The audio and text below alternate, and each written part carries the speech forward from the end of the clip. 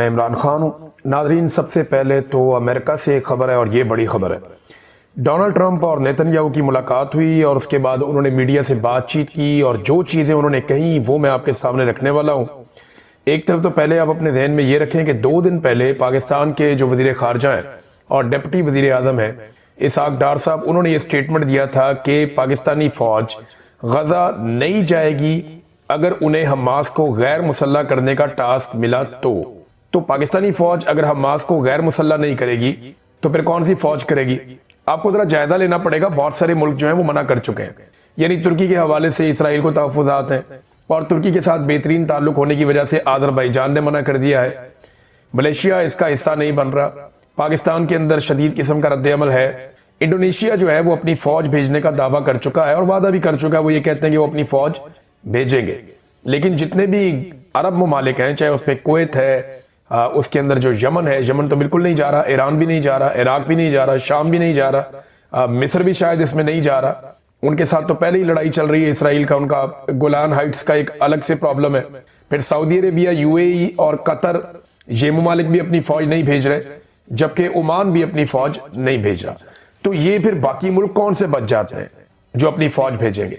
तो पाकिस्तान ने क्योंकि खुद से ऑफर किया हुआ है और अमेरिका की जानिब से पाकिस्तान का शुक्रिया अदा किया गया कि पाकिस्तान ने ऑफर किया है कि हम अपनी फौज गजा में भेजेंगे उस कार्रवाई के लिए जो कार्रवाई अमेरिका चाहता है।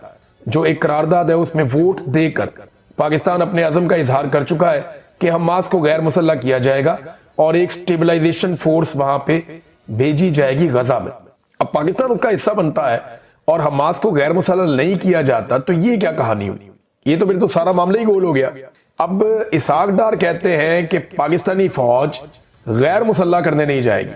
डोनाल्ड ट्रंप क्या कहता है, जरा वो सुने। डोनाल्ड ट्रंप की मुलाकात होती है नेतन्याहू से और एक तो ये है कि नेतन्याहू ईरान के ऊपर अब अटैक कर सकता है दोबारा से, यानी खित्ते में एक नई जंग शुरू हो सकती है और इस मरतबा जो नेतन्याहू का अटैक होगा वो बैलिस्टिक मिसाइल प्रोग्राम के ऊपर अटैक करेगा। जब एक सवाल पूछा गया डोनाल्ड ट्रंप से कि क्या आप ईरान के ऊपर हमला करने की इसराइल को इजाजत देते हैं, तो डोनाल्ड ट्रंप ने कहा जी बिल्कुल, बैलिस्टिक मिसाइलों के लिए हम हाँ कहते हैं कि उनके ऊपर अगर ईरान पे अटैक करता है, ईरान की बैलिस्टिक मिसाइल्स की जो टेक्नोलॉजी है उस पर अगर अटैक करता है इसराइल, तो ठीक है, हम हाँ कहते हैं।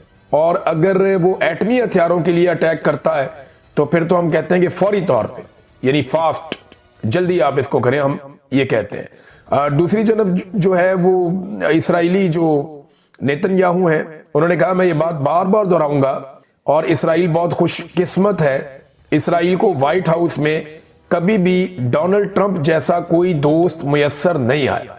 मैं फिर आपको बता दूं कि इसराइल ने कहा कि व्हाइट हाउस में कभी भी डोनाल्ड ट्रंप जैसा कोई ऐसा बंदा नहीं आया जो इसराइल का इससे बढ़ के दोस्त हो, और ये बात मैं बार बार कहूंगा, कभी ऐसा नहीं हुआ। हमें बेहतरीन दोस्त मुयस्सर है और इस हवाले से हम खुशकिस्मत है। और इसराइल जो अपना एक अवार्ड है जो सिर्फ वो इसराइल के अंदर ही देता है, उन्होंने कहा जी वो अवार्ड अब हम डोनाल्ड ट्रंप को भी देंगे। डोनाल्ड ट्रंप बहुत खुश था। डोनाल्ड ट्रंप ने इस मौके पे कुछ बातचीत की है और कुछ अहम चीजें हैं जो मैं आपके सामने रखता हूं।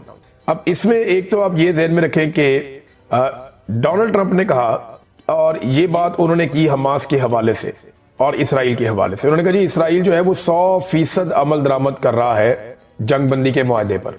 हालांकि सारी दुनिया ये जानती है कि बेशुमार कत्लेआम उसके बाद से लेकर अब तक हो चुका है जब से जंगबंदी हुई है, और जो कत्लेआम हुआ है वो इसराइल के ऊपर ही बार बार इल्जामात लगते हैं। आलमी इदारे भी कहते हैं और आलमी सतह पे हुकूमतें भी यही कहती हैं और इसराइल की मजम्मत भी की जाती है, लेकिन डोनाल्ड ट्रंप कह रहे हैं कि इसराइल ने 100% अमल दरामद किया है अमन मुआहदे के ऊपर। फिर वो बार बार ये भी कह रहे हैं कि इसराइल जो है वो ठीक है, हमास जो है वो खिलाफ वर्जी करता है, हमास के बारे में डोनाल्ड ट्रंप की राय ठीक नहीं है। फिर डोनाल्ड ट्रंप ने एक और बात की हमास के हवाले से, उन्होंने कहा जी हमास को फौरी तौर पे गैर मुसल्लह होना पड़ेगा और हमास को इसके लिए बहुत कम वक्त दिया जाएगा। अगर हमास फौरी तौर पे गैर मुसल्लह हो जाता है तो ठीक है, और अगर हमास हथियार नहीं डालता। अच्छा, ट्रंप ने यह दावा भी किया कि हमास ने खुद इस बात पे एग्री किया था या इत्तफाक किया था कि वो हथियार डाल देगा, जबकि हमास के जो लोग हैं वो बार बार इंटरनेशनल मीडिया को ये बता चुके हैं कि हमने कभी भी गैर मुसल्लह होने का नहीं कहा, क्योंकि यहाँ पे इसराइल का कब्जा है तो हमारी मुज़ाहमत कब्जे के खिलाफ है, तो हम हथियार डाल नहीं सकते। अगर एक फ़लस्तीनी रियासत बन जाए और वो इंतजाम संभाल ले तो उस रियासत के सामने हम हथियार डाल सकते हैं, अदरवाइज हम किसी और के सामने हथियार क्यों डालेंगे। हमास बार बार ये कहता रहा। अब एक मरतबा फिर डोनाल्ड ट्रंप ने इस पे बड़ा खबरदार किया और उन्होंने ये कहा कि हमारे पास 59 यानी 59 ऐसे मुमालिक हैं जो गजा में जाकर हमास को ख़त्म करने पर तैयार है। यानी अगर हमास खुद से गैर मुसल्लह नहीं होता तो ये मुमालिक जाएंगे और जाकर हमास को ख़त्म करेंगे और इसका कला कमा कर देंगे और इसराइल को खुद कुछ भी नहीं करना पड़ेगा। ये भी डोनाल्ड ट्रंप ने कहा। उसने कहा हम ऐसा नहीं चाहते लेकिन ये करना पड़ जाएगा अगर हमास अपने आप को गैर मुसल्लह खुद से नहीं करता। तो ये जो 59 मुमालिक हैं, क्या इन मुमालिक के कौन से नाम हैं? देखें, यूरोप के जो मुमालिक हैं वो हमास को एक दहशतगर्द तंजीम तो समझते हैं। वो ये कहते हैं कि हमास दहशतगर्द तंजीम है, वो ये कहते हैं, लेकिन इसके बावजूद वो ये कहते हैं कि इसराइल ने फ़लस्तीनियों का बहुत बड़े पैमाने पर कत्लेआम भी किया और मुझे नहीं लगता कि वो मुमालिक इस लड़ाई के अंदर पड़ेंगे। अब बहुत सारे मुमालिक मुसलमान हैं जिनका तस्करा किया जाता है, लेकिन 57 इस्लामी मुमालिक की एक फौज बनी हुई है। अब उनमें बेशतर मुमालिक के नाम मैं आपके सामने ले चुका हूं जो मुमालिक इस बात पे एग्री नहीं करते कि वो जाएंगे और जाकर गजा के अंदर हमास को गैर मुसल्लह करेंगे। पाकिस्तान के वजीर खारजा का बयान कुछ और कह रहा है और पाकिस्तान के आर्मी चीफ और पाकिस्तान के वजीर आजम जो है वो इंटरनेशनली कुछ और करके आ गए हैं। अब हुआ क्या, ये इसहाक डार को स्टेटमेंट क्यों देना पड़ा? और डोनाल्ड ट्रंप ने स्टेटमेंट दिया कि नहीं, ये मुसलमान मुमालिक जो है वो हमास को तबाह कर देंगे और इसराइल को कुछ नहीं करना पड़ेगा। ये जो मुमालिक जिनका जिक्र वो डोनाल्ड ट्रंप कर रहे हैं स्टेबलाइजेशन फोर्स के हवाले से, और पाकिस्तान उसका हिस्सा बनने के लिए खुद से पेशकश कर चुका है। पाकिस्तान ने खुद कहा कि हम इसका हिस्सा बनना चाहते हैं, अपनी अर्जी डाली पाकिस्तान ने इसमें। अब मामला ये है कि ये फील्ड मार्शल आसिम मुनीर का और शहबाज शरीफ का फैसला तो था, लेकिन उस पर अमल दरामद के लिए उन्हें पाकिस्तान के अंदर एक कॉन्सेंट चाहिए। देखिए, जाके फील्ड मार्शल ने या शहबाज शरीफ ने तो नहीं लड़ना तो पाकिस्तान के फौजियों ने है और पाकिस्तान के अंदर इस पर रद्देअमल बड़ा सख्त है, इदारे के अंदर भी बड़ा सख्त रद्देअमल है। और ये बहुत मुश्किल एक्टिविटी है कि पाकिस्तान की फौज जाए और जाकर हमास को गैर मुसल्लह करे और फलस्तीनियों के साथ एक लड़ाई लड़े, उन फलस्तीनियों के साथ एक लड़ाई लड़े जो फलस्तीनी गुज़िश्ता कई दहाइयों से अपनी लड़ाई लड़ रहे हैं और पाकिस्तान उनकी मॉरल सपोर्ट करता चला जा रहा है आलमी सतह पे। ये बिल्कुल ऐसे ही है कि जैसे पाकिस्तान कश्मीर चला जाए और कश्मीरियों के साथ लड़ाई शुरू कर दे भारत की ईमा के ऊपर कि आप भारत को तंग ना करें, हम आपके साथ नहीं तो जंग करेंगे। तो ये उससे मिलती जुलती चीज ही आप समझ लें कि जाएं और जाकर, क्योंकि पाकिस्तान ना दो जगह पे हमेशा से एक बात करता आया कि ये हक खुद इरादियत के लिए ये लोग लड़ रहे हैं, इनके हकूक इन्हें नहीं दिए जा रहे और इनके साथ जुल्म और ज्यादती हो रही है, इनकी जमीन इनसे छीनी गई है। एक पाकिस्तान ये मुकदमा रखता रहा है हमेशा फलस्तीन के हवाले से और एक रखता रहा है पाकिस्तान हमेशा ये मुकदमा कश्मीर के हवाले से। अगर पाकिस्तान यू टर्न लेगा ना कश्मीर के हवाले से या फलस्तीन के हवाले से, पाकिस्तान फर्ज करें यू टर्न लेता है तो कश्मीर का केस आपका कमजोर हो जाएगा।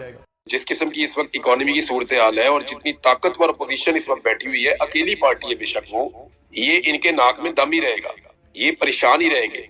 आपको क्या लगता है कि इस एहतजाज के बाद क्या कोई, अगर खुदा ना खास्ता फर्ज करें, चले एक चीज अज्यूम कर लें कि ये वाला राउंड जो है इसके अंदर फाइनल कॉल में पाकिस्तान तहरीक इंसाफ अपने टारगेट अचीव नहीं कर सकती, तो क्या उसके बाद इलेक्शन कमीशन कहेगा कि पीटीआई खत्म होगी क्योंकि टारगेट अचीव नहीं किया?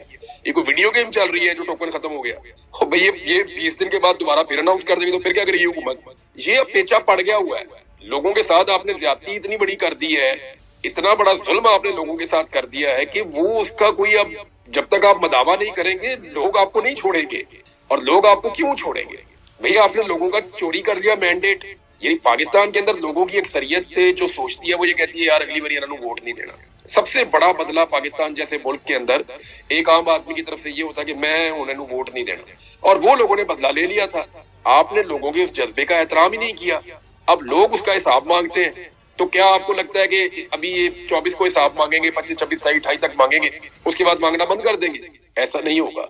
लोग ये हिसाब तब तक मांगते रहेंगे जब तक आप ये हिसाब को चुकता नहीं हो जाता। पाकिस्तान की इकोनॉमी चल जाती ना तो ये लोग अवाम को मार मार के अवाम की खाले उधेड़ दें। गवर्नमेंट का जो सबसे बड़ा इशू है, इसको आप अपने ध्यान में रखें, वो दहशतगर्दी भी नहीं है। हमारे मुल्क में दहशतगर्दी इससे ज्यादा भी थी एक टाइम पे।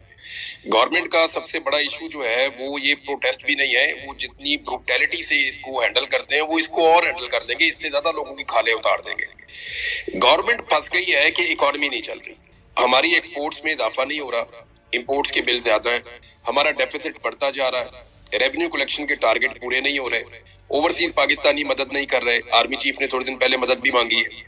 जो आपके दोस्त मुल्क हैं उन्होंने जो पैसा आपको देना था वो जमा करवाया हुआ है। अब वो मजीद पैसा आपको दे नहीं रहे मदद के नाम के ऊपर, बल्कि वो पैसा वापस मांगते हैं और आप उसको रोल ओवर करवाने चाहते हैं तो वो भी आपको नहीं मिल रहा। अब आपने लोगों के पैसे वापस करने हैं, कोई और आपको पैसे देने के लिए तैयार नहीं है। IMF की डील आपने तारीख की बदतरीन शराइत के ऊपर कर दी है और पाकिस्तान की तारीख का सबसे महंगा कर्जा भी आपने ले लिया यूरोप से।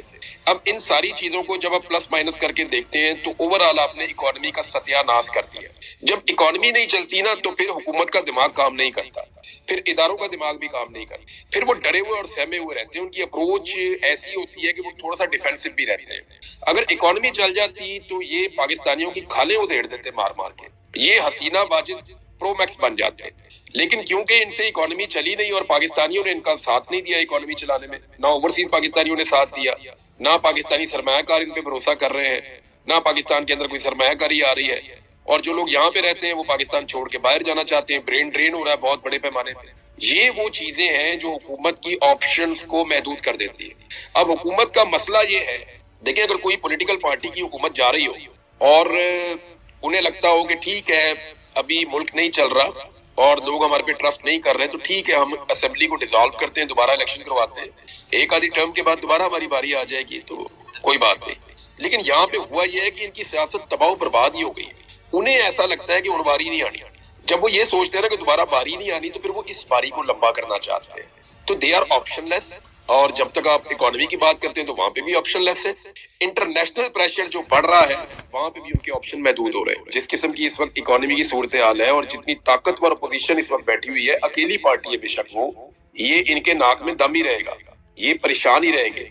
आपको क्या लगता है कि इस एहतजाज के बाद क्या कोई, अगर खुदा ना खाता फर्ज करें, चले एक चीज अज्यूम कर लें कि ये वाला राउंड जो है इसके अंदर फाइनल कॉल में पाकिस्तान तहरीक इंसाफ अपने टारगेट अचीव नहीं कर सकती, तो क्या उसके बाद इलेक्शन कमीशन कहेगा कि PTI खत्म होगी क्योंकि टारगेट अचीव नहीं किया?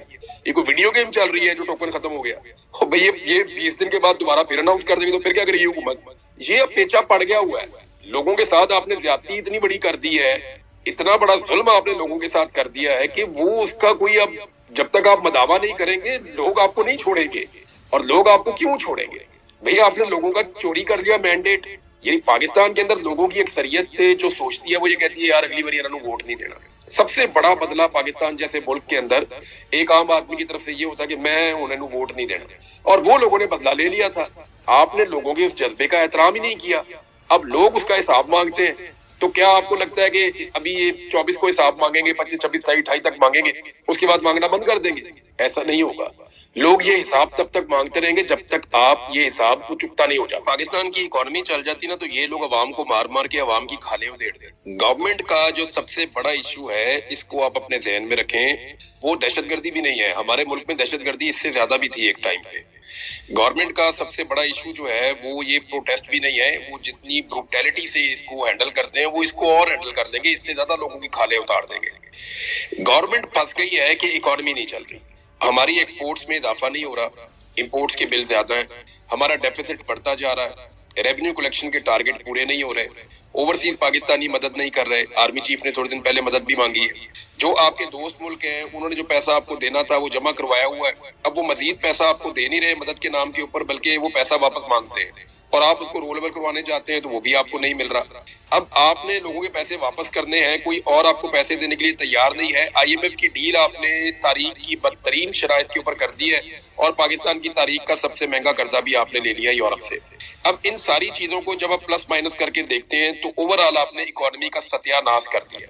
जब इकोनॉमी नहीं चलती ना तो फिर हुकूमत का दिमाग काम नहीं करता, फिर इदारों का दिमाग भी काम नहीं करता, फिर वो डरे हुए और सहमे हुए रहते हैं। उनकी अप्रोच ऐसी होती है कि वो थोड़ा सा डिफेंसिव भी रहते हैं। अगर इकोनॉमी चल जाती तो ये पाकिस्तानियों की खालें उधेड़ देते मार मार के, ये हसीना वाजिद प्रो मैक्स बन जाते। लेकिन क्योंकि इनसे इकोनॉमी चली नहीं और पाकिस्तानियों ने इनका साथ नहीं दिया इकोनॉमी चलाने में, ना ओवरसीज पाकिस्तानियों ने साथ दिया, ना पाकिस्तानी सरमायाकार इन पे भरोसा कर रहे हैं, ना पाकिस्तान के अंदर कोई सरमायाकारी आ रही है, और जो लोग यहाँ पे रहते हैं वो पाकिस्तान छोड़ के बाहर जाना चाहते हैं। ब्रेन ड्रेन हो रहा है बहुत बड़े पैमाने पे। ये वो चीजें हैं जो हुकूमत की ऑप्शंस को महदूद कर देती है। अब हुकूमत का मसला ये है, देखिए अगर कोई पॉलिटिकल पार्टी की हुकूमत जा रही हो और उन्हें लगता हो कि ठीक है अभी मुल्क नहीं चल रहा और लोग हमारे पे ट्रस्ट नहीं कर रहे, तो ठीक है, हम असेंबली को डिसॉल्व करते हैं, दोबारा इलेक्शन करवाते हैं, एक आधी टर्म के बाद दोबारा हमारी बारी आ जाएगी, तो कोई बात नहीं। लेकिन यहाँ पे हुआ यह है कि इनकी सियासत तबाह बर्बाद ही हो गई। उन्हें ऐसा लगता है कि उन बारी नहीं आनी। जब वो ये सोचते हैं ना कि दोबारा बारी नहीं आनी, तो फिर वो इस बारी को लंबा करना चाहते हैं।